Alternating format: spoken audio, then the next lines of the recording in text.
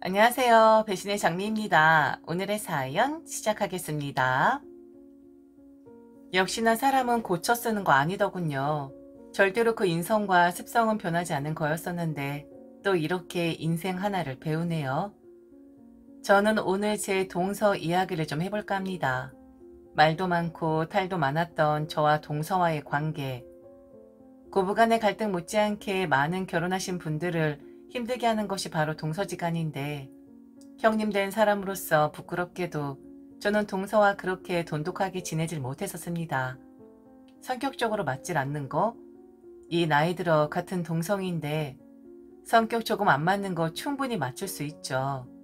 그러려니 하면 되는 것이고 그저 사람이 밝구나, 해맑구나 생각하면 되는 거니까 그런 것 따위 가지고 사이 좋지 않을 이유 없다라고 생각을 합니다.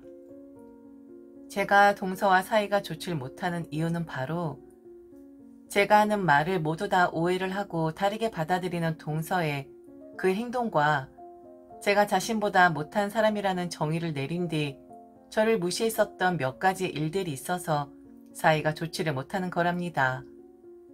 형님으로서 윗사람으로서 동서를 품어주고 설령 오해를 해서 제가 난감한 상황을 맞닥뜨린다 해도 그래도 어른이니까 넓은 마음으로 넘어가 주는 게 옳을 겁니다. 그리고 동서도 동서 나름 오해할 만한 이유가 있었겠죠. 저보다 똑똑하고 많이 배운 사람이고 결혼하고 나서도 사회생활 지속했던 사람이었는데 어쩌면 제가 오해를 불러일으킬 만하게 말을 했을지도 모릅니다. 그런데요.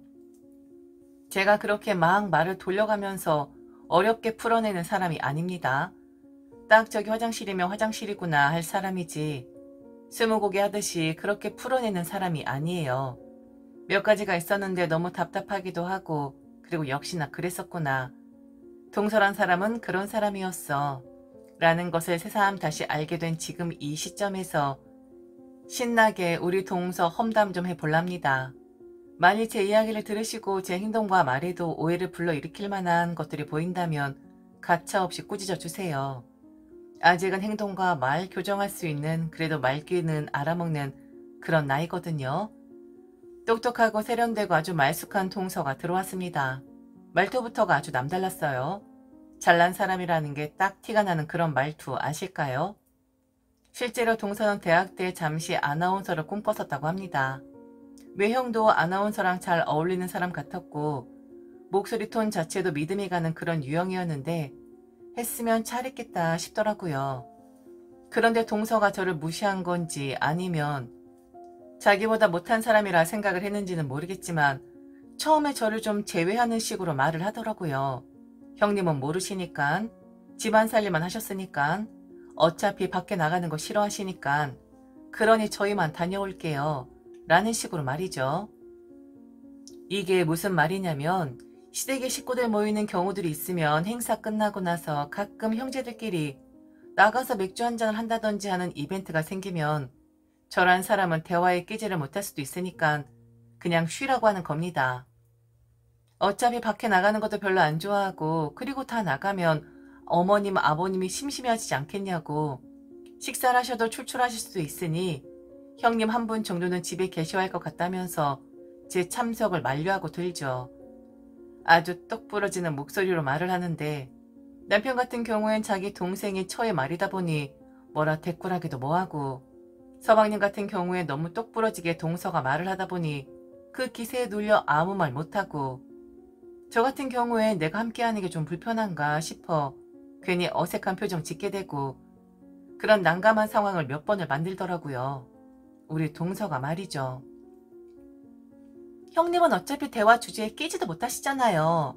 우리 나가면 회사 이야기할 건데 형님은 심심하시니까 그냥 집에 계세요. 게다가 술도 못 하신다면서요? 그냥 집에 계시면서 어머님 아버님하고 TV 보세요. 그리고 어머님 아버님 출출하다 하시면 뭐라도 좀 챙겨드려야 할 거 아니에요? 밖에 잘 안 나가시는 분인데 형님하고 어울리지도 않고 저희 다 나가버리면 좀 눈치 보이잖아요. 형님이 계셔주세요. 아셨죠? 제가 아주버니한테 뭐 조언 좀 받고 싶어 그래요. 어려운 이야기 할 텐데 형님 알아듣지도 못하시고 심심해 하실까봐 제가 배려해 드리는 거예요. 그럼 다녀올게요, 형님. 그래요. 저는 밖에 나가는 걸 즐겨하는 사람이 아닙니다. 물건이 떨어지지 않으면 한 달 동안도 집에서만 지낼 수 있을 정도로 저는 집순이인 사람이에요.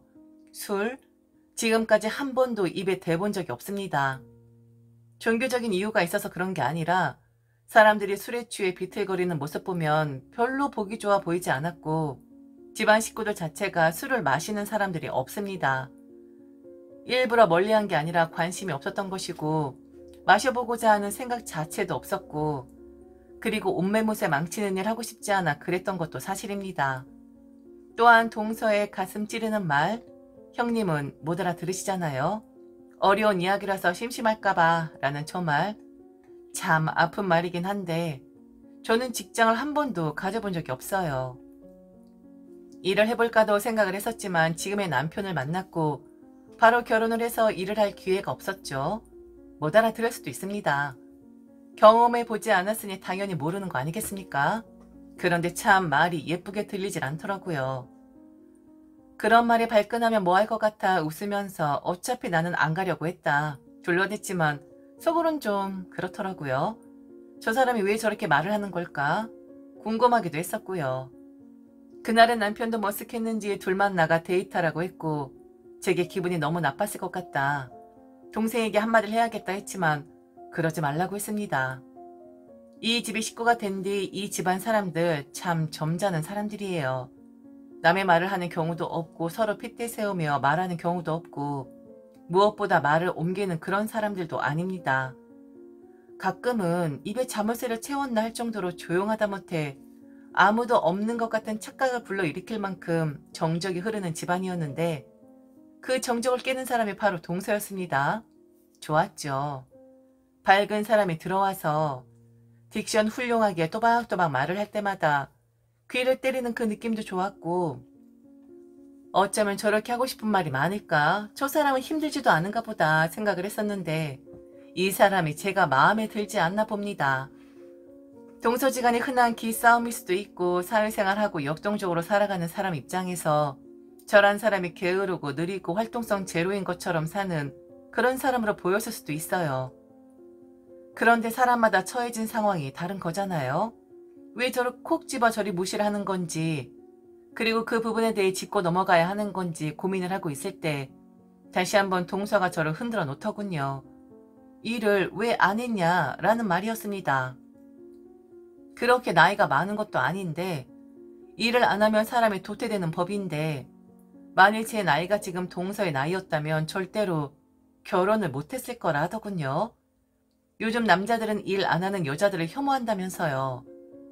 절대로 결혼 못했을 사람인데 때가 잘 맞아서 저희 남편 같은 남자를 만날 수 있었던 것 같다고 그렇게 아는 체를 하는 겁니다. 제게 마치 인생의 선배처럼 훈수를 두더군요. 아이고 동서님 그만 좀 했으면 좋겠는데 왜 이렇게 사람을 흔들고 싶어 할까? 어지럼증까지 느낄 정도로 좀 아찔했는데 동서는 말을 멈추지를 않는 겁니다. 형님, 지금이라도 일을 하세요. 아이도 없는데 뭐가 무서워서 일을 안 하세요? 그리고 아무리 아주버니가 탄탄해도 앞으로 어떻게 될지 모르는 건데. 형님, 두려워 마시고 일을 하세요. 아마 아주버니도 그거 바라실걸요? 아, 하실 일이 없나? 대학은 나오셨죠? 무슨 과 나오셨어요? 제가 한번 알아볼까요? 형님 일할 만한 곳? 자신이 없으면 어쩔 수 없지만 도전하세요. 저는 집에서 노는 여자들이 제일 한심해 보이거든요.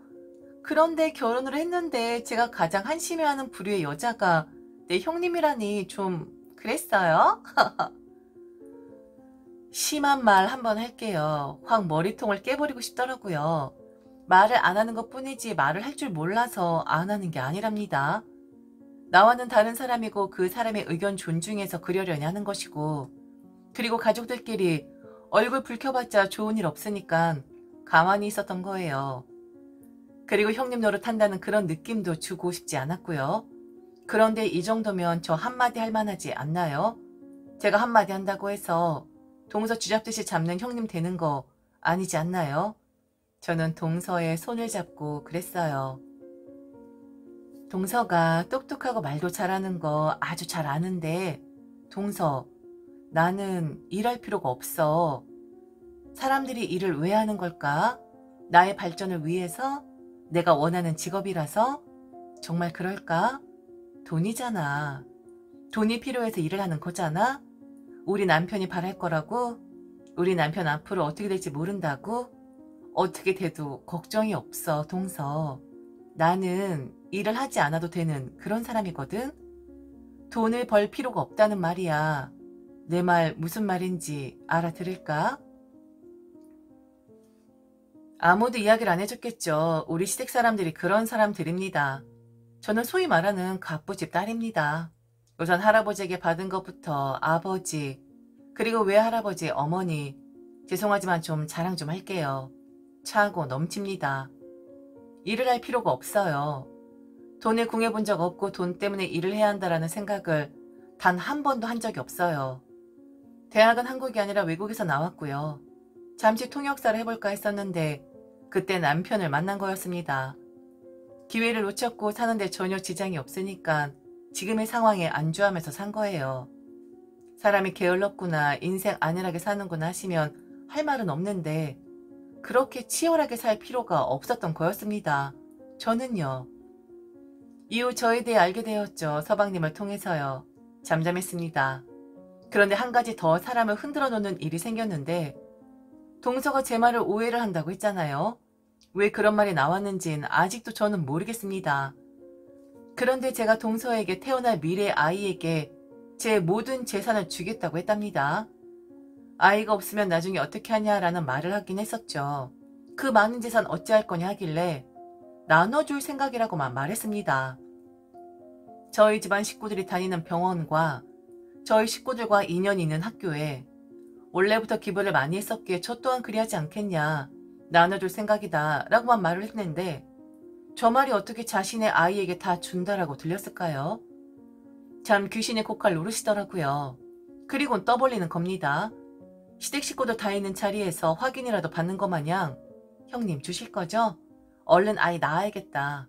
그 많은 재산 우리 아이한테 준다 하셨는데 아이 한 5은 낳아야겠다. 그래야 그 재산 다 받지 한두 명 가지고는 안 되지 않겠냐고 혼자서 또 신나게 떠드는데 그때 조용하시고 고우시고 품이 있으신 저희 시어머니가 그러시더군요. 너 그 입 좀 닫아라. 너무 시끄럽다. 사람은 역시 변하질 않습니다. 처음 제가 느낀 감정 그대로예요. 동서와 저는 절대로 친해질 사람이 아니고 저와는 결이 달라도 너무 다른 사람이라 개와 고양이까진 아니지만 섞이지 못하는 물과 기름 같은 사이 정도라고 말씀드리는 게 맞을 것 같네요. 동선 여전히 말을 많이 하고 오해를 하고 그리고 제게 많은 걸 바랍니다. 저는 이젠 그냥 듣고만 있어요. 그리고 한기로 흘립니다. 그런데 좀 달라진 게 있다면 모든 식구들이 저와 같이 행동을 한다는 것이랍니다. 우리 동서 좀 그렇죠. 참 특이한 사람이죠. 지금까지 들어주셔서 진심으로 감사합니다. 이상 대신의 장미였습니다.